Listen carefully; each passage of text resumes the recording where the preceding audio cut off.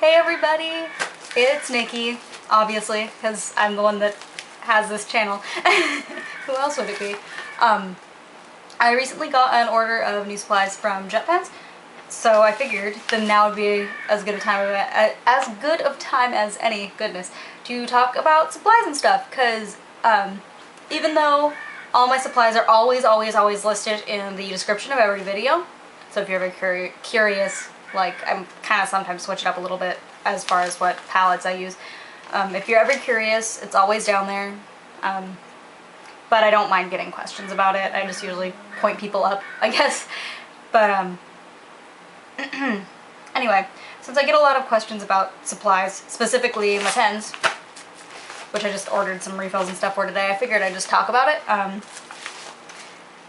And people ask me where I buy supplies a lot, too. Most of the time, what I say is always check local places first. Just because, like, local art stores aren't the most popular of destinations, and they could always use your business. Or at least I feel like they could, because usually the people that run them are great people. Or at least, like, I don't know. Small businesses always could use your money. But, other than that, I know a lot of people that have Pentel pocket brush pens just refill them themselves. I don't really like to, just because I'm always afraid of, like, clogging it up and making it all shitty or whatever, because I feel like I would mess it up if I tried doing it myself, because I don't trust me. But, so, basically, you can also get the actual pens on Jet Pens. They're pretty affordable. Spend $25 and get free shipping. I mean, it's great. They're really fast, too. So, these are the little refill packs that you can get. I got 4 this time. They're about $5 each, and they're just like little dudes, you know. There's 4 in a package. So basically, and as long as you're not filling in big black spaces with them, they last quite a while, because, like, they're not for filling in big black spaces. I just have, like, a little jar of ink I can't find, but I use for that. I also got a new box of Uniball Signo white gel pens. They're much cheaper if you get them in a big ass package like this. This is 10 of them. And one thing about these little fuckers that I've noticed, they're amazing, but don't fucking shake them. Because I made that mistake and ruined like 5 of the last box I got, because I was like, oh, this isn't getting started, I'm just gonna be like, ha ha ha, and no, it just like ink just like, it like farted out the back and got all jammed up in the top, and then it stopped running. Which was a total waste of my time, money, and emotions. But, so yeah, don't shake them. Learn from my mistakes, kids. Anyway, so Jet Pens is awesome. I totally recommend it for all of your pen needs. They also have a lot of, like, good just writing supplies if you're into, like, super nice pens. It's like a hub for Japanese pens, essentially. They're pretty awesome. But anyway, so on to the other stuff. Basically my usuals are, a lot of people have asked me why for a lot of these things too. So I'll just kind of, I don't know, explain to you how I arrived at my preferences a little bit. Big ballpoint pens for sketching I really like, because I like being able to still see my sketch lines.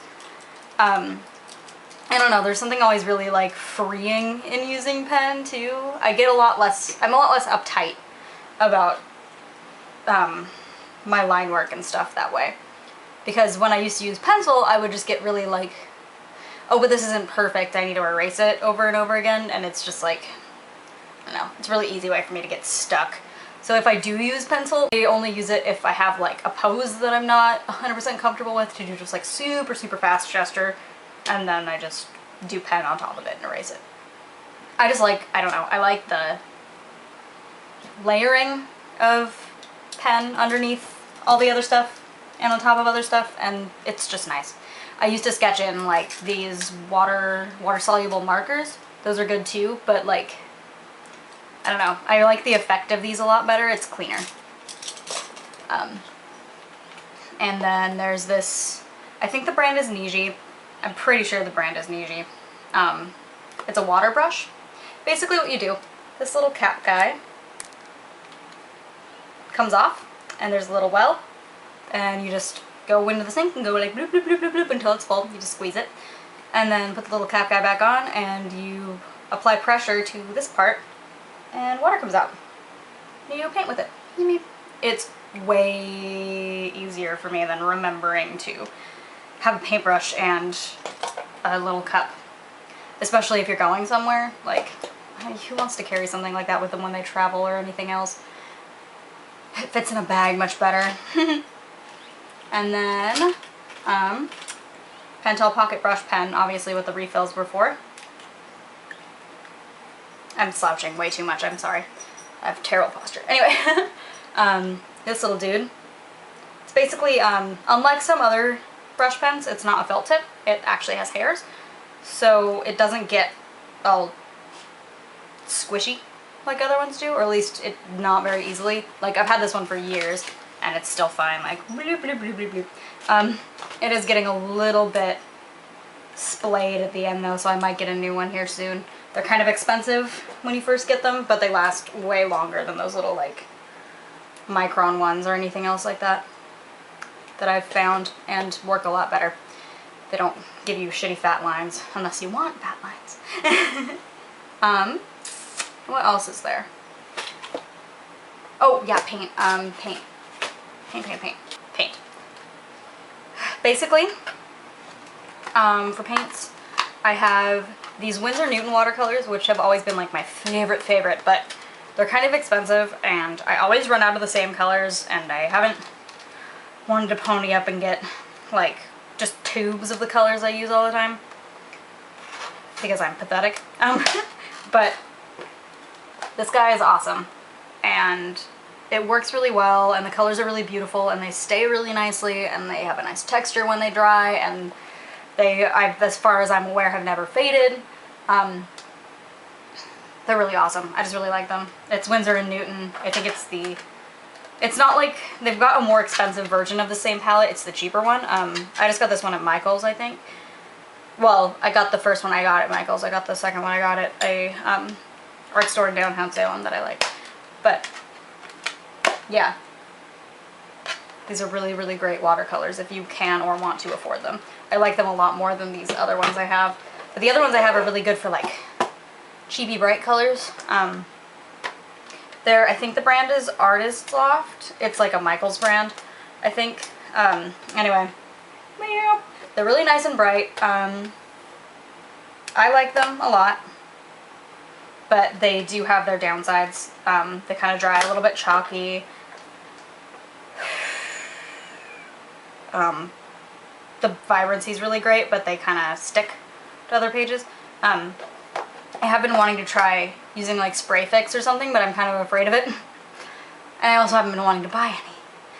That'll probably help the schlubbing off on other pages problem, but I'm just lazy. I'll get around to it eventually. And then I'll let you know if that works. But yeah. And then also my sketchbook. It is I know I've said this a few times, it's like a mixed media hardbound guy. The brand is Strathmore. It looks like it's 500 series paper. It's probably just the weight or something. Anyway, but yeah, I really like these guys. I usually get them from Michael's with a 40% off coupon though, because they're kind of expensive. But they're the only ones I've tried where you can draw and paint on both sides of the page. I've never tried them with markers though. So, that might be a case in which it bleeds. But as far as watercolors go, it doesn't really. It still does kind of work, if you can see that. Not as badly as a lot of other sketchbooks I've had though. Especially if if you like lay it out like this when it's drying, and then once it's dry, like close it and put it under something. Like, it helps a lot. I think it being hardbound has something to do with that too, because it's got like one whole corner that can't go anywhere, so it's bound to not be too funky, but it's still a little funky.